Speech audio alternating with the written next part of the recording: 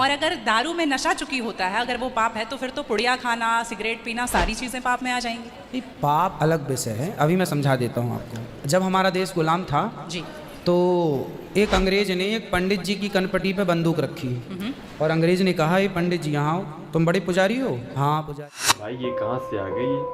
बोल रही है दारू पीना, गुटखा खाना, सिगरेट पीना, ये सब क्या नशा है या फिर शायद गलत है, या फिर नशे करना ही सबसे बड़ी गलती है।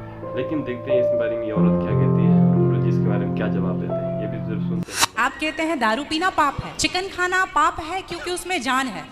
दारू में ऐसी कौन सी चीज मिली होती है कि उसको पीने से पाप हो जाता? अगर आप पी के कुछ गलत कर रहे हैं तो फिर गलत है क्यों? और अगर दारू में नशा चुकी होता है, अगर वो पाप है, तो फिर तो पुड़िया खाना, सिगरेट पीना, सारी चीजें पाप में आ जाएंगी। ये पाप अलग विषय है, अभी मैं समझा देता हूँ आपको। जब हमारा देश गुलाम था जी, तो एक अंग्रेज ने एक पंडित जी की कनपटी पे बंदूक रखी और अंग्रेज ने कहा, ये पंडित जी यहाँ आओ, तुम बड़े पुजारी हो? हाँ पुजारी हूँ। हिंदू हो? हाँ। आज मैं तुम्हें गोली मारूंगा। पंडित जी बोले, क्यों मारोगे? बोले, आज 4 चीज़ें तुम्हारे सामने हैं। पहले, पराई स्त्री ला के रख दी, तुझे आज इसके संग रहना है। दूसरा, मांस रख दी, आज तुझे मांस खाना है। और तीसरा, ढेर सारा सोना रख दिया। इतना सोना तो रोज भीख मांगता है ना, ले जा सोना। और चौथी, दारू रख दी, शराब। इन चारों में एक चीज़ तुझे लेनी पड़ेगी। बोल, क्या लेता है? पंडित जी बोले, पराई औरत तो मैं नहीं देख सकता, मार दो गोली मुझे, पर मैं पराई स्त्री के, मेरी माँ बहन, मेरे संस्कार ऐसे हैं कि ये मेरी माँ बहन और बेटी है, ये मैं मर जाऊंगा पर चरित्र में दाग नहीं लगने दूंगा, तो ये स्त्री तो मैं नहीं ले सकता।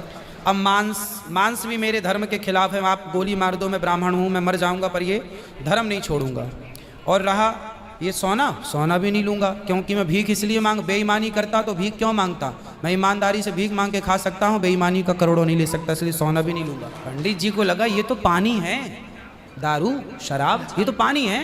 पंडित जी को बेचारों को पता नहीं था कि दारू का क्या मजा है। अब उनको लगा ये पानी है, पिएंगे निकल जाएगी।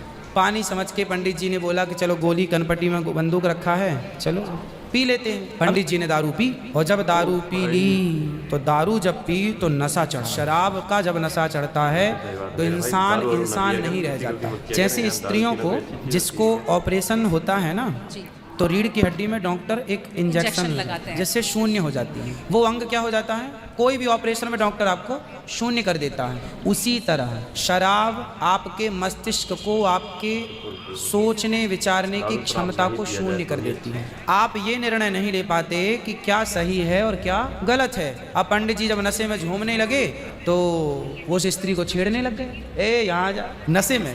तो यही तो प्रश्न था मेरा गुरुजी कि वो नशे में ऐसा कर रहे हैं तो गलत है। अगर जो बोलते हैं हम जेंटलमैन पैक पीते हैं, हम 2 पैक पीते हैं या 3 पीते हैं। अच्छा ये बताओ, नशे में करने लगे तो गए, वो नशा आया कहाँ से?